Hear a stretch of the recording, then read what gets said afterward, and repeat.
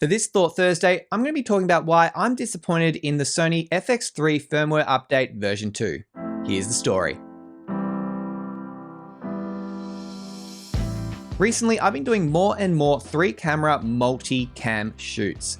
And the 3 cameras that I own are the Sony FX6, the Sony a7S III, and the Sony a7 IV, which I'm recording with right now. And overall, all these 3 cameras work well together, and they are different tools for different jobs. My FX6 is my main workhorse camera, and I can pretty much record nearly anything I want with that camera.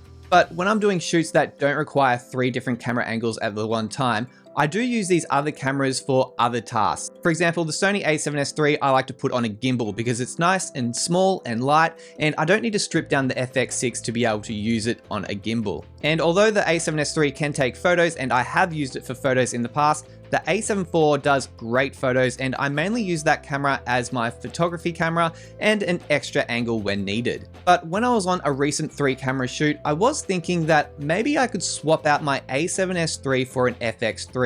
And at the time, there were really only 2 reasons that I would want to get the FX3. One, it has a fan, and that would give me peace of mind that the camera will not overheat when doing long-form video content. However, with my a7S III, I've never had an overheating problem. And 2, it also has tally lights, which can be really helpful if I'm sitting on one side of the room and the cameras are set up on another side of the room, and I want to be able to make sure that they are actually recording at all times. My current workaround for this is just to flick the screen out and then see that the big red record square is active on the LCD screen. So really, those were the only 2 reasons at the time that I would consider swapping out my a7S III to get an FX3. But I was living in hope.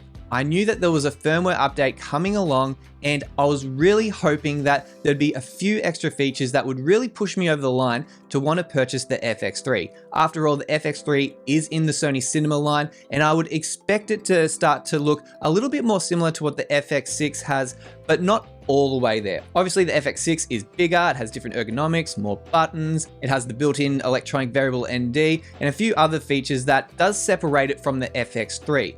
But firmware-wise, I was really hoping that lens breathing compensation would be added to the firmware update, and unfortunately, it hasn't been.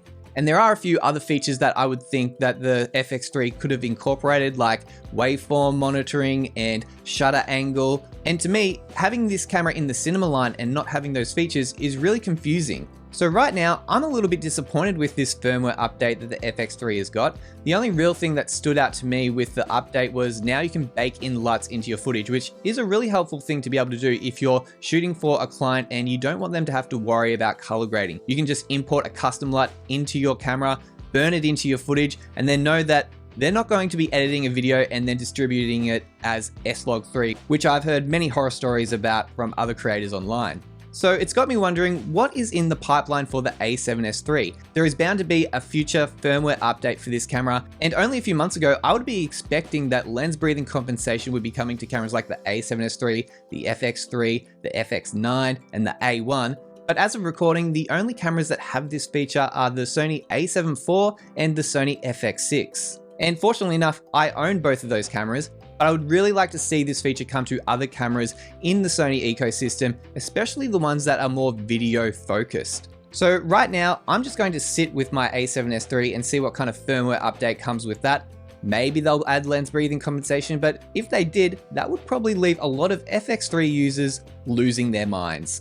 But what do you think? Do you own the FX3, and are you happy with this firmware update? And am I just making a big deal out of nothing? What other features would you like to see come to the FX3 or the a7S III? I'd love to hear your comments in the comment section. And that's the video. I hope you found this video helpful, and if you did, please give it a like. And if you haven't already, please consider subscribing to this channel for more videos on video creation in the future.